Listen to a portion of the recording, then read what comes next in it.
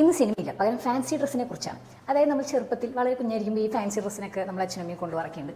For example ഇപ്പോൾ foreign കൺട്രീസിലൊക്കെ ആണെങ്കിൽ അവിടെ എന്താണ് ഇപ്പോൾ സാധാരണ doctor, nurse, fireman, cartoon character, princess, food, കുറേ എന്താ പറയുക, ഹോട്ട് ഡോഗ്, സാൻഡ്വിച്ച്, ഇങ്ങനെയൊക്കെ ആയിട്ട് പിള്ളേർ ഓമയെ കണ്ടിട്ടുണ്ട്.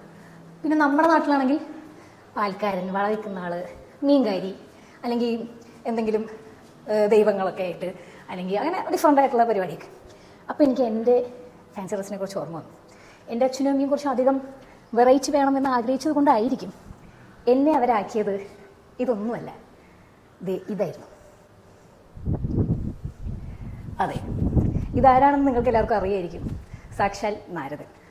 നാട്ടിൽ എന്തോരം ഫാൻസി ഡ്രസ് കോസ്റ്റ്യൂം ഉണ്ടായിട്ടും എൻ്റെ അച്ഛനമ്മ ഇത് തന്നെ സെലക്ട് ചെയ്തു. ഇതിൽ വേറൊരു ഫൺ പാർട്ട് എന്താണെന്ന് വെച്ച് കഴിഞ്ഞാൽ ആ കോസ്റ്റ്യൂം മാത്രമായിരുന്നില്ല, എനിക്ക് ചെയ്യാനൊരു ആക്ടിവിറ്റിയും കൂടെ എൻ്റെ വളരെ ക്രിയേറ്റീവായ അച്ഛൻ എനിക്ക് തന്നിട്ടുണ്ടായിരുന്നു. ആക്ടിവിറ്റി ഇതാണ്: എൻ്റെ നാരദൻ്റെ ബാഗിൽ ഒരു ഫോൺ ഉണ്ടാവും. അപ്പോൾ ഞാൻ സ്റ്റേജിലെത്തിയിട്ട് എൻ്റെ അച്ഛൻ വേറൊരു ഫോണിൽ നിന്ന് എന്നെ വിളിക്കും. അപ്പോൾ ഞാൻ ആ ഫോൺ എടുത്തിട്ട് പറയും, ഹലോ പരമശിവനല്ലേ, ഞാനിപ്പോൾ വൈകുണ്ഠത്തിലാണ്. സോ ഇത്തരം ക്രിയേറ്റീവായിട്ടുള്ള ഫാൻസി ഡ്രസ്സുകൾ നിങ്ങൾ ചെയ്തിട്ടുണ്ടെങ്കിൽ കമൻറ്റ് ചെയ്യുക.